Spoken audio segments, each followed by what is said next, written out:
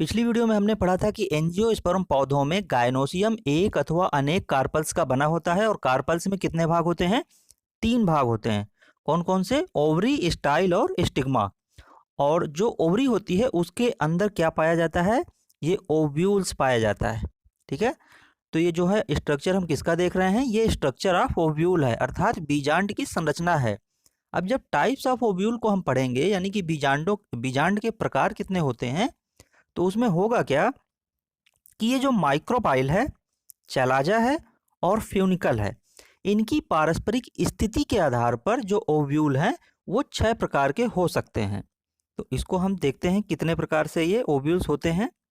देखिए, based on the position of micropyle and chalaza with respect to funicle, the ovule are of the following 6 type. कौन कौन से ये प्रकार हैं?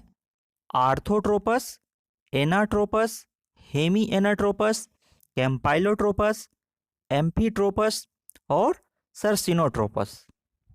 तो इस प्रकार से ये 6 प्रकार के ओव्यूल्स हो सकते हैं। अब हम आगे जब इनको देखेंगे कि इनको हम कैसे पता करें कि ये किस प्रकार का ओव्यूल्स किस में पाया जाता है और इनकी संरचना किस प्रकार की होती है। देखिए, हिंदी में क्या कहेंगे इसको?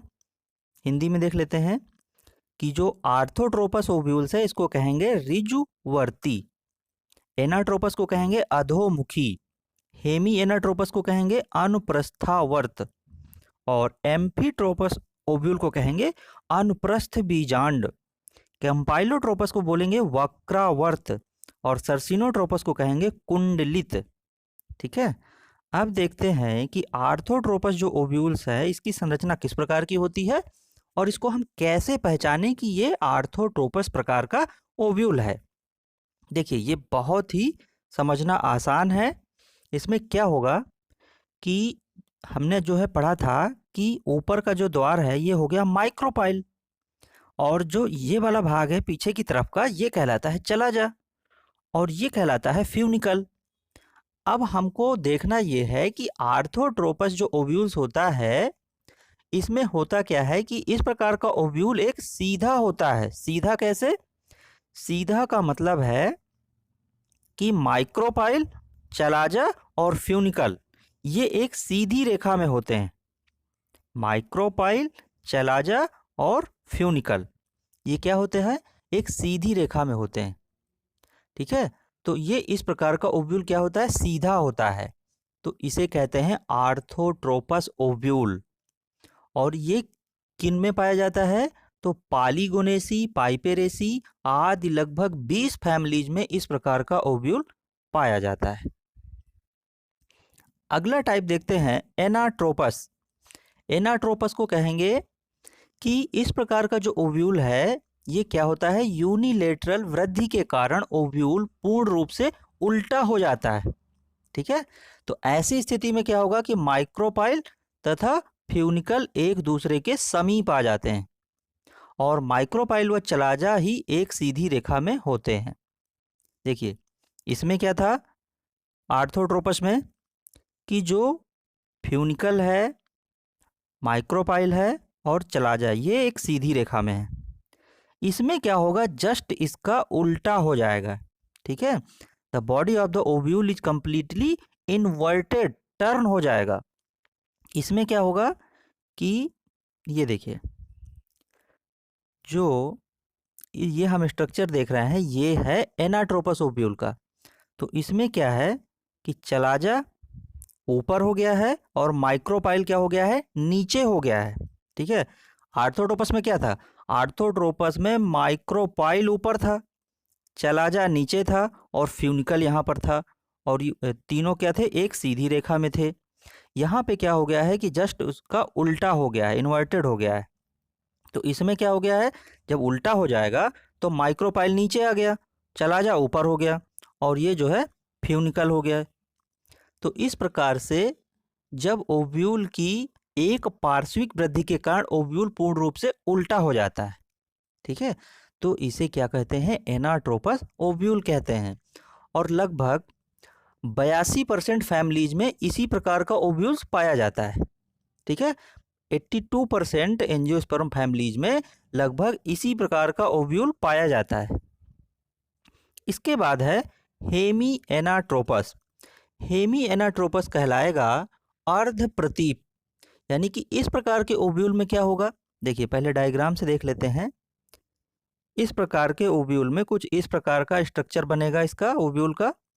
तो इस प्रकार के ओव्यूल में माइक्रोपाइल तथा चलाजा एक क्षैतिज रेखा में होते हैं।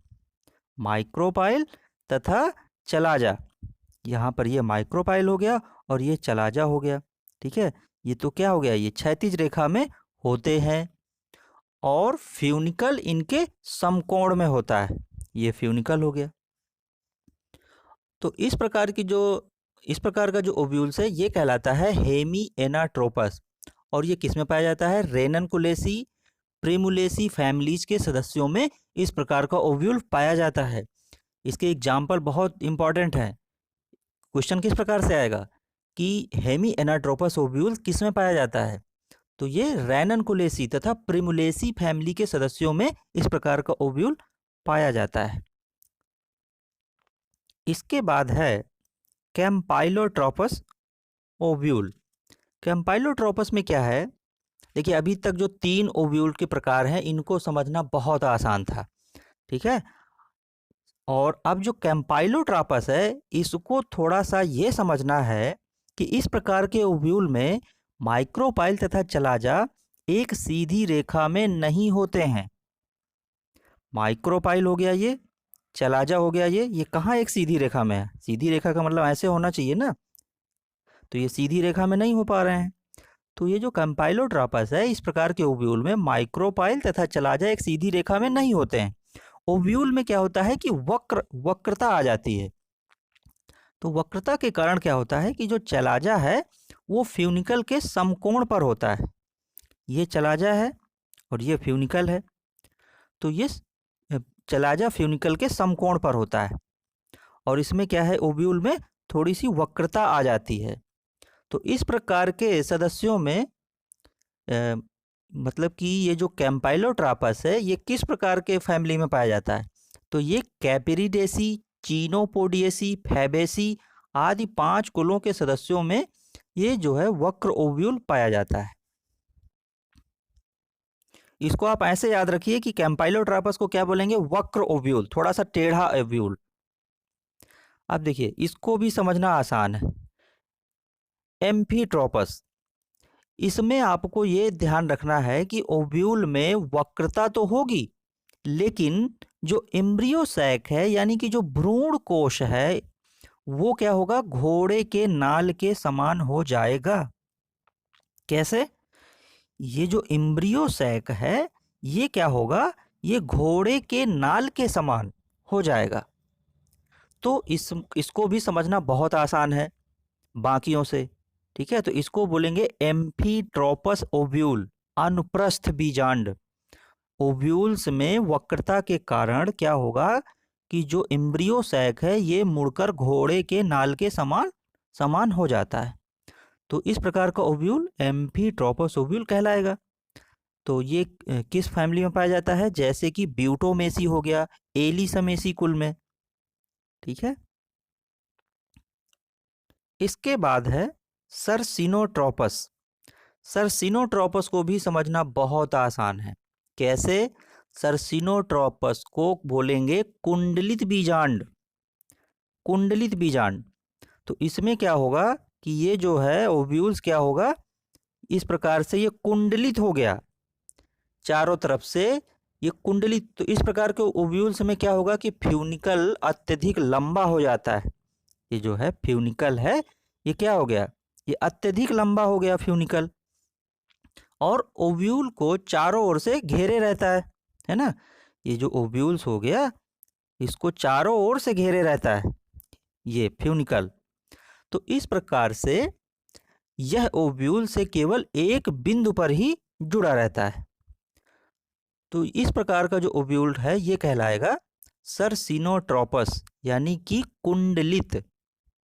और ये किस प्रकार के सदस्यों में पाया जाता है, तो जैसे नागफनी हो गया, कैक्टेसी कुल के सदस्य हो गए, उनमें ये सर्सिनोट्रोपस ओव्यूल पाया जाता है।